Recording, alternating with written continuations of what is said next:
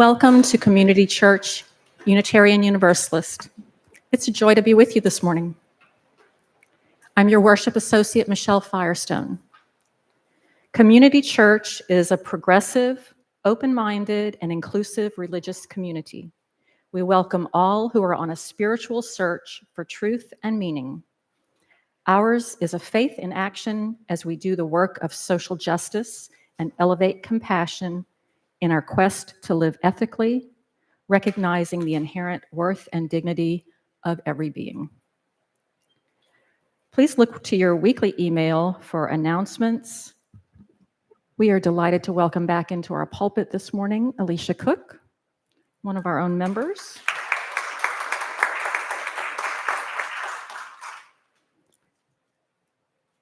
I have a couple of special announcements. Since it's the second Sunday of the month, it is Social Justice Sunday.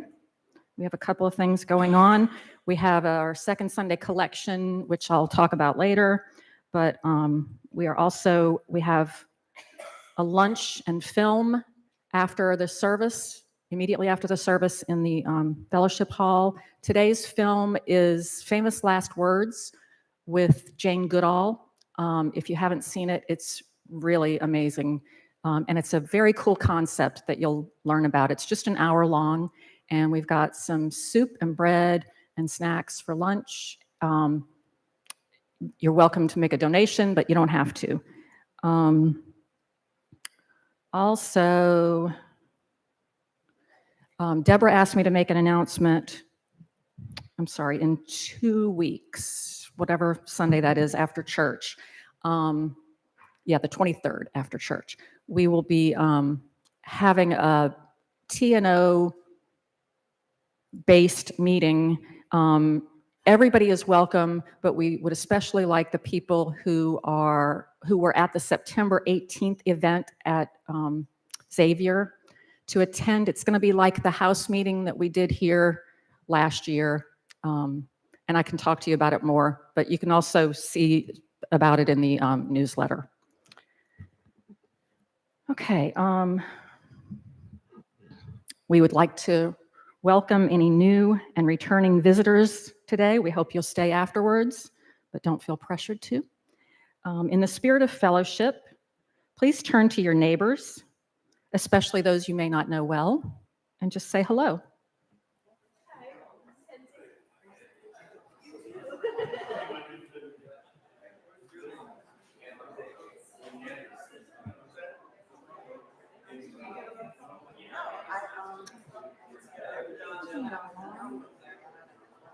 Or have you been using this bowl to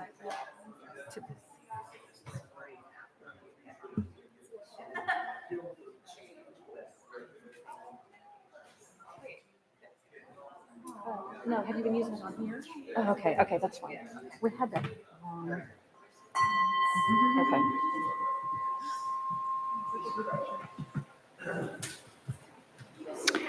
It is our ritual to light a chalice invoking hope and eternal truth to our worship. Please join us in singing the words of chalice lighting. We light this flame. The words are printed in your order of service.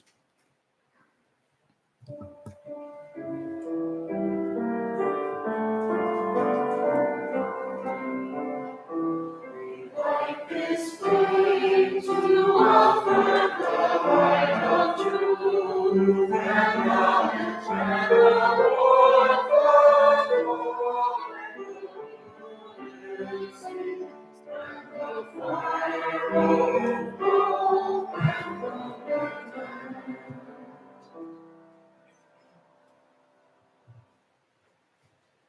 Good morning. Our opening words this morning come from John O'Donohue. There are no words for the deepest things. Words become feeble when mystery visits and prayer moves into silence. In postmodern culture, the ceaseless din of chatter has killed our acquaintance with silence. Consequently, we are stressed and anxious. Silence is a fascinating presence. Silence is shy. It is patient and never draws attention to itself. Without the presence of silence, no word could ever be said or heard. Our thoughts constantly call up new words. We become so taken with words that we barely notice the silence, but the silence is always there. The best words are born in the fecund silence that mines the mystery.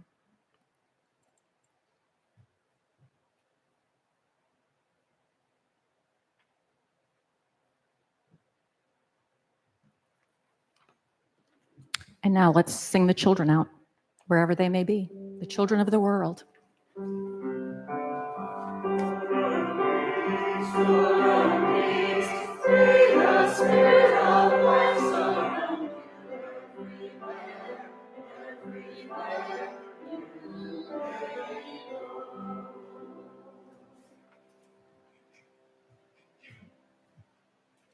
Right. We only have one reading this morning, and that comes from Stephen Schick. Rejected and ridiculed by Buddhist leaders for his socially engaged religious practices, Thich Nhat Hanh and a small group of like-minded young monks retreated to the forest to listen to the healing Zen voice of silence. They saw nature as a Zen koan. The traditional mechanism for a koan is a pattern of words or stories that, when contemplated, creates space to respond mindfully and correctly to ever-changing circumstances. Thich Nhat Hanh found truth in nature. The soothing silence of the forest calmed him. Raging storms were a call from the heart of the cosmos. His response to that call was a series of bold acts of compassion that directly challenged the government of his own country and the United States during the Vietnam War. Decades later, living in much changed circumstances, he still responds to the cosmos call. Wherever you are, there is always the need to listen and reply to the sound of the universe.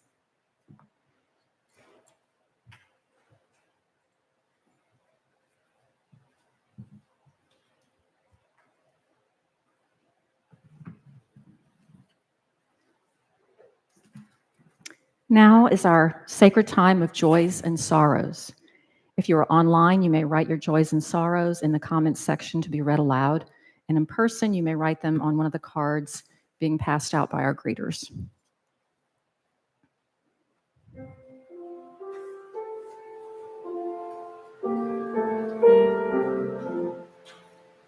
Please remain seated as we sing hymn number 286, A Core of Silence.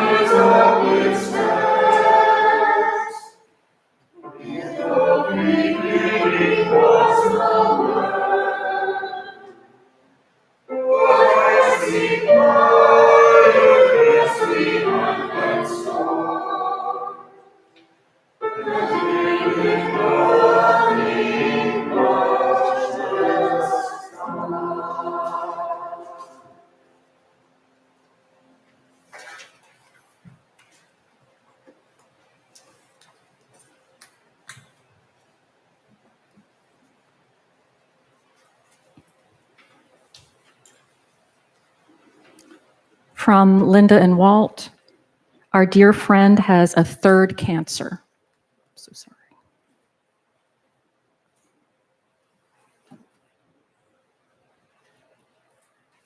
From Marianne, a great sorrow that Dion DeVille passed away this week. Rest in peace, Dion. And Alicia would like to say some words. Dion passed on Wednesday. I was able to see her on Tuesday. Caitlin was there, her mother was there, her brother, and several of her friends from Houston as well. So she was very well attended and very well surrounded, and they told some really wonderful stories from her life. If I hear from Caitlin that there is a memorial service, I will let you know. But everyone who did send along messages, I sent those to Dion as well. And then Joel had the wonderful idea of bringing one of our older choir photos. This was taken, I don't know, 2019, maybe? So a lot of us are there. Joel's there, I'm there, Carol's there, and some other folks as well. And of course, Dion was there. She was a wonderful member of our choir. And we are talking about silence today. Dion was never, ever, ever, ever, ever silent about things that matter, ever. And she also lent that beautiful voice to the choir. So thank you so much for thinking of her this last few weeks. And I know we all miss her.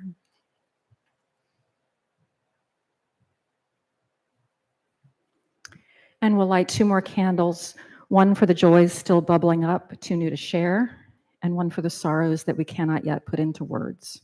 Know that we hold you in our hearts. And now let us pause for a moment of silence, recognizing the joys and sorrows of those in our community, spoken and unspoken.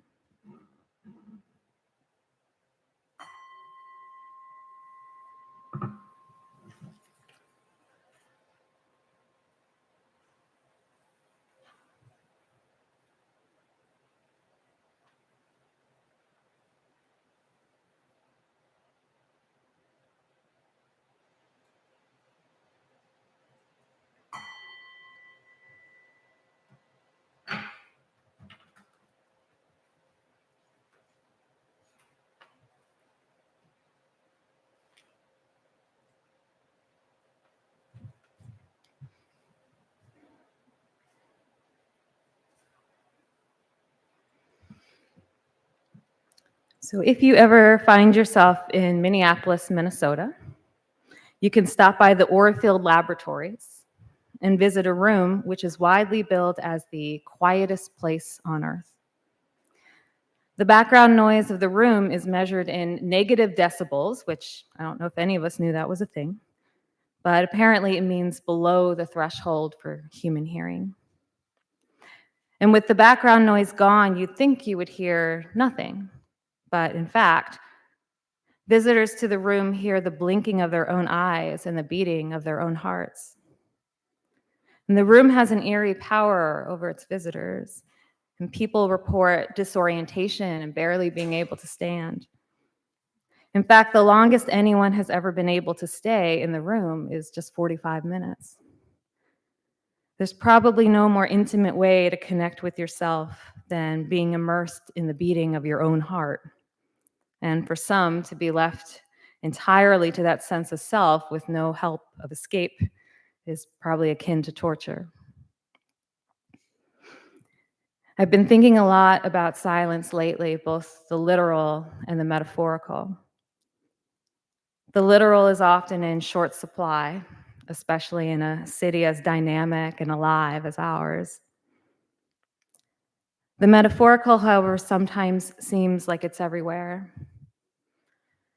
In 2025, on planet Earth, in the United States of America, everything feels like it's tinged with a sense of desperation, causing us to say again and again, we must speak up, we must make noise, we must not remain silent.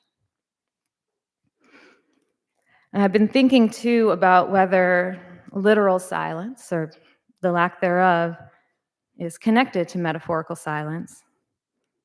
And also wondering whether the urgency of metaphorical silence makes it ridiculous to spend any time talking about something as comparatively unimportant as literal silence. But as I have found myself craving literal silence lately, and as we are in a church, and silence appears to have been a persistent feature of churches and temples throughout history, I feel like the literal silence deserves some attention too. All that to say, let's start by talking about, spooky, quiet laboratories aside, how absolutely beautiful a good silence can be. One day I hope to go to the Olympic National Park Visitor Center in Washington State, and from there hike about 3 miles up a trail into the Hoh rainforest, and eventually come across a log on which there is, hopefully still, a small red stone, and it's that same stone that you can see on your order of service this morning. The stone was a gift from an elder of the Quileute tribe to a man named Gordon Hempton in order to mark Hempton's 1 square inch project. The project is the valiant attempt of Hempton, who is a self-described acoustic ecologist, to mark and make sacred a single spot on the planet where invasive noise does not penetrate. He chose Olympic National Park because of its distance from roads and its relative lack of air traffic. Hempton dedicated the red stone on Earth Day 2005, and since then, his foundation has successfully lobbied several commercial airlines to avoid the airspace over the rainforest. And so he has created a sacred space, a temple in silence, dedicated to silence. Of course, this space is no Orfield laboratory level of silence. Hempton's square inch in the rainforest teems with what he terms native noise. Silence, he says, is not the absence of something, but the presence of everything. In saying so, I think he sheds light on what makes the Orfield lab so unsettling, because that lab is characterized by absence and not by presence. And the most peaceful places on our planet are full, they are not empty. In the Hoh rainforest, without the drone of aircraft or the roar of a highway, all the native noise of the sound of the landscape have a chance to emerge and be experienced. It's a bit like staring at the sky on a dark night. The longer you pay attention, the more stars emerge into your perception. They were always there, just unobserved. I'm not sure most humans fully understand just how much our own noise smothers the world. Consider the Yangtze River dolphin, not seen in over 20 years and most probably extinct. Nearly blind, he relied on sonar for navigation through crowded shipping channels until industrial noise pollution made that impossible. And we're hurting the animal and ourselves too. Consider the ceaseless whirring fans of a Bitcoin mine in Texas that caused one woman to report migraines, quote, worse than childbirth, and a 5-year-old girl to describe, quote, a red beam behind my eardrums. The more we improve the world with our blinking, buzzing machines, the more the other creatures around us have had to adapt, altering their wake-up times or the pitch of their mating calls or the seasons of their migration just to get away from our interfering noise. But humans too, says Hempton, well, we can be part of the native noise of the world. We're indigenous to this planet, after all. And we're capable of some truly beautiful sounds. We sing and we laugh and we play instruments. We can be part of the harmony of all things if we just care enough to consider how. But more on that later, because I love the idea of keeping human noise, no matter how beautiful, out of just 1 square inch of space in a rainforest. Sometimes we really need to decenter ourselves. We don't need to help fill the silence of a world that's already been changed so substantially with our presence.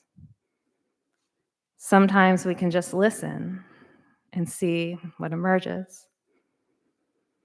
And on that note, and before we move on with this message, we have our second reading of the day. We're going to take some time, 5 minutes to be exact, to simply listen. And you can listen with your eyes open or shut. I do recommend you keep your mouth shut. And we will listen to the absolute fullness of a day in the North American wetlands as recorded by Gordon Hempton.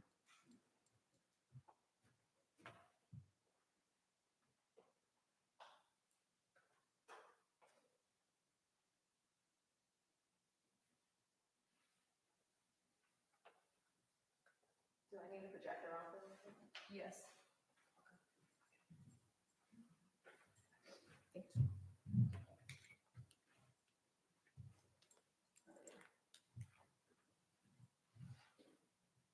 You can talk amongst yourselves for this part. The silence has no meaning. It always takes a while. I think it takes like 3. There we go. No.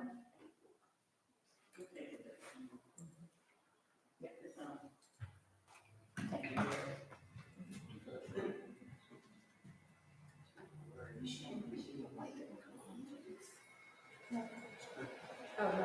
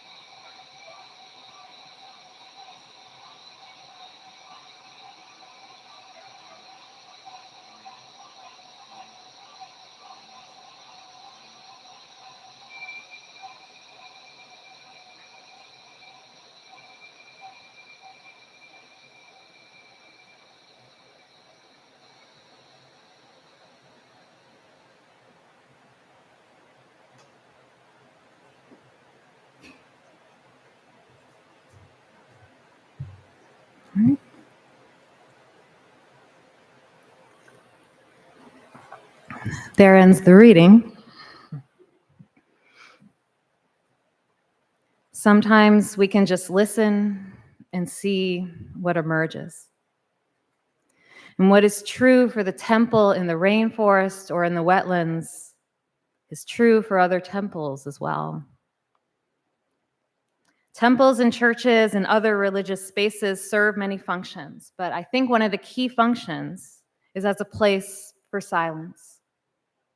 Here within these walls, too, there is native noise for us to tune into. And on a side note, I love some of the literal noises of our church, the gentle music that Nicholas plays just before 11 to let us know that it's time to start.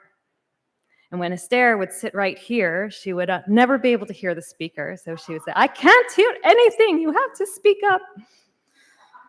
And of course, we have an air conditioning unit, which is getting on in years and constantly begs for our attention here. But it is not this that is the native noise I have in mind. If churches and temples are spaces for meditation, and they should be, the native noise which a good silence exposes is found within. Our thoughts rush through us every day. It's nonstop and it's often overwhelming. Too much external noise can bury us under sensory overload, but too much internal noise can disorient us just as quickly. There are many different meditation traditions, but broadly speaking, what any silent meditation practice offers is an opportunity to step out of the path of these rushing thoughts and observe them dispassionately, with the awareness that while they might pass through us, they do not define us. Given enough time and commitment, we can come deeper and deeper into ourselves, a knowledge of who we are outside the rushing river of what we think about all day. The spiritual teacher Eckhart Tolle writes, "When you become aware of silence, immediately there is that state of inner still alertness. You are present. You have stepped out of thousands of years of collective human conditioning. In other words, you have sat in your 1 square inch of silence. And now the native noise of who you really are can begin to speak to you." And this is all well and good for us. A silent temple feels nice and refreshing. It's a lovely, if temporary, antidote to the literal and metaphorical noise that's nearly constant in our world. So let's say that the temple is a factory of success and that we have become 100% in tune to the native noise in our soul. Well, that's wonderful. But now we step out of the temple and into the rest of the world to see what we might carry into it. The Buddha was known for cultivating what many of his followers term a noble silence. Apparently, he drove his students crazy with his persistent refusal to answer questions. And not just any questions, but the deepest, most essential, yet ultimately unanswerable questions about our world. For the Buddha, there was no point in speaking merely for the sake of speaking if the question had no answer. In those situations, silence was preferable. And yet the noble silence of the Buddha was just as full as the 1 square inch of the rainforest in Olympic National Park. This silence has purpose, an obligation. In the words of the Buddhist practitioner Danielle Schroyer, in choosing noble silence, quote, "We choose the fullness of silence, not a sense of emptiness without words." That's an important but subtle shift. Instead of listening in order to talk, we listen in order to understand. Instead of filling the space with words, we focus on the fullness that already exists without our brazen attempts to dominate it. There is an element of Sabbath in this. In the silence, the power of presence or being simply rests, and we rest in it. Just as in the rainforest, which does not ask for our noisy contributions, we can move through the world exercising noble silence at every opportunity. We can sit in a state of listening and being. In Buddhism, this goes hand in hand with the principle of right speech, which is one of the key practices of the Eightfold Path leading to liberation from suffering. Right speech is defined simply as speech that doesn't harm. And there are 5 guidelines for determining what constitutes non-harmful speech. Is it timely? Is it true? Is it gentle? Is it beneficial? And is it spoken with a mind of goodwill? You may notice that none of these parameters coexist very peacefully with questions such as, is it the first thing to pop into your head? Evaluating these parameters takes consideration, which is to say, those of us who wish to avoid harm could all do with a healthy dose of noble silence before speaking. In essence, noble silence is preparation for exercising right speech. And that means noble silence is not keeping your head above earthly matters and refusing to engage in this world. Doing so may bring you into the realm of noble silence's evil twin, which many practitioners term ignoble silence. Ignoble silence is when we don't speak out when someone is suffering, or when we see oppression, or when atrocities are committed in our name. It is knowing, either consciously or unconsciously, that the world is calling for your right speech and refusing to offer it. Earlier, I shared a reading about the Buddhist monk Thich Nhat Hanh, also known as Thai, a man whose reverence for silence lives on in the practices of Plum Village, a monastery he founded in France. In Plum Village, Thai used a daily practice of silent meditation to tap into a deep connection, not just with his inner self, but also with others. Practicing mindful silence as he walked or ate in the company of others who were doing the same could even at times lead to what he termed a thundering silence, full of the collective energy of the community. In this silence, wrote Thai, I could hear the wind and the birds so much more vividly. Before that, I'd heard the birds and the wind, but not in the same way, because I didn't have the deepest kind of silence. Inevitably, it is impossible to pay such deep attention to those around you without emerging with at least somewhat of a sense of your place in the harmony of all things. To recognize that the lives of others are as full and complex and heartbreaking as your own, and are deeply deserving of compassion. And compassion deserves action. Accordingly, Thai knew when it was time to no longer be silent.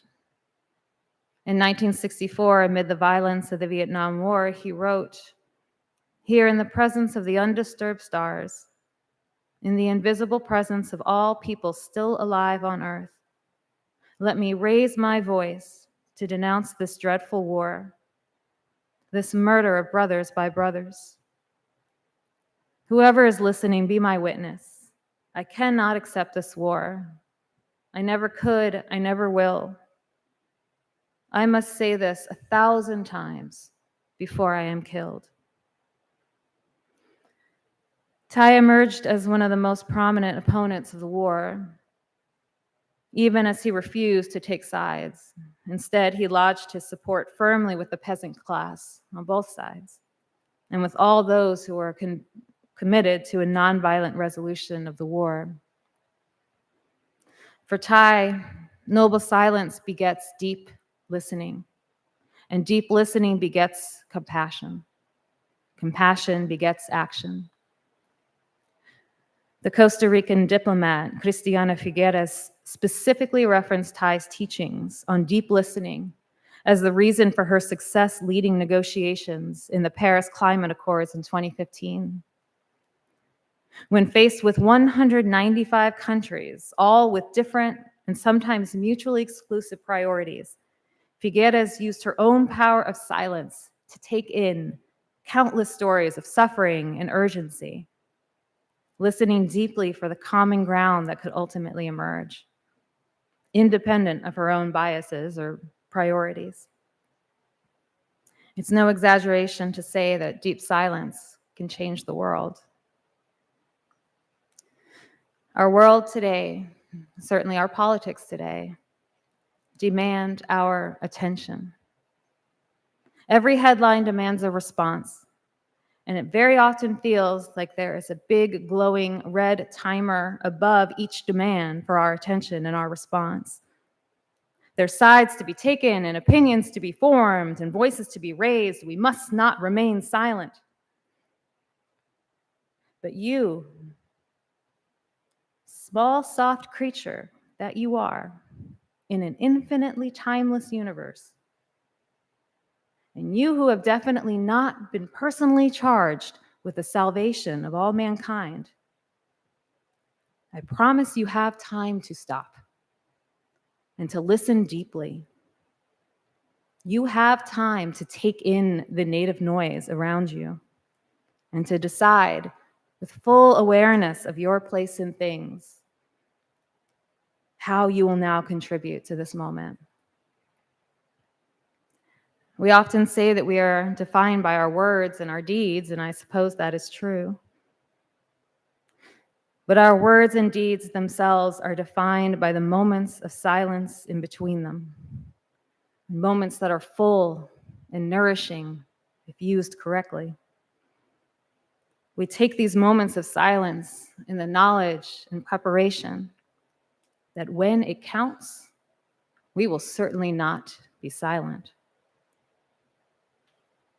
May the silence within you and outside of you open you to the wonder of native noise. May this native noise center you and guide you until the moment when at last you speak in full harmony with the world around you. Blessed be, and amen.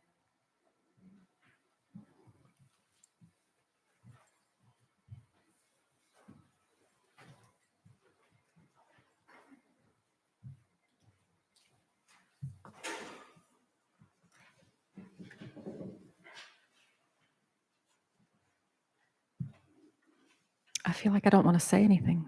I don't want to break that moment.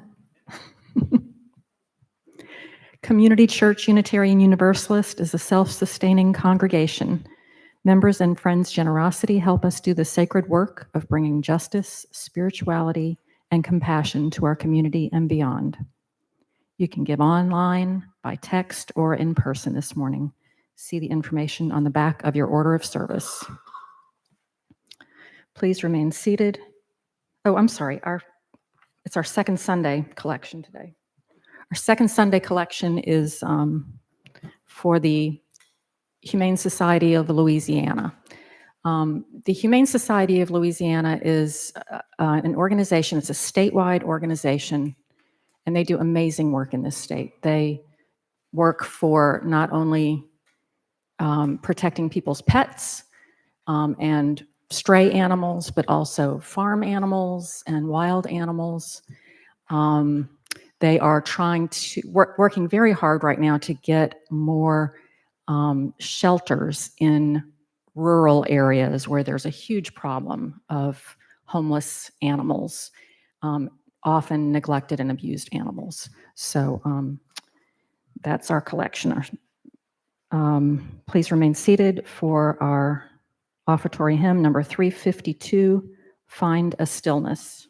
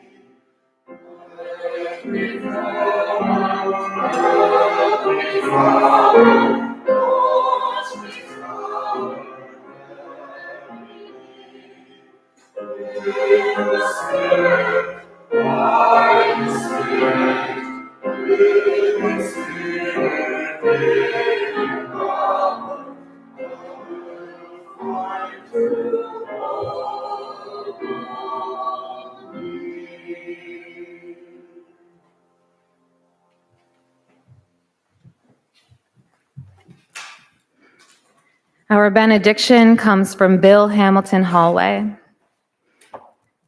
If I were to wish you peace, it would not be for long. It would be peace to rest, to reflect, to make ready for the coming day, that the full force of your creativity and love might be released and shared. I do wish you peace. I am so excited about our closing hymn. Is there anything that you would like to say about it? This song was written by Mackenzie Knight, who's here with us today.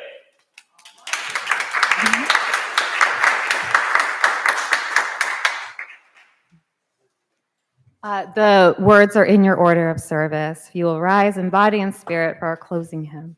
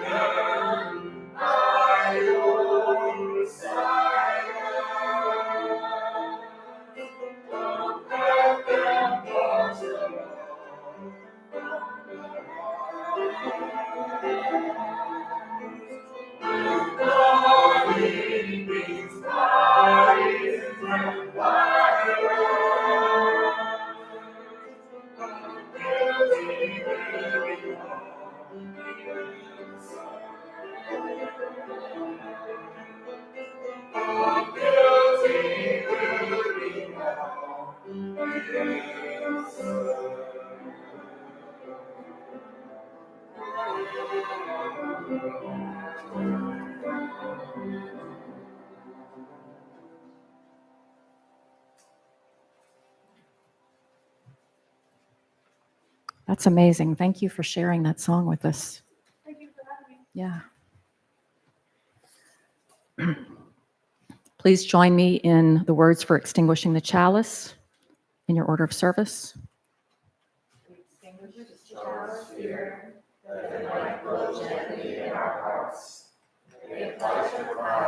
As you leave this place, may it guide your way until we are together again.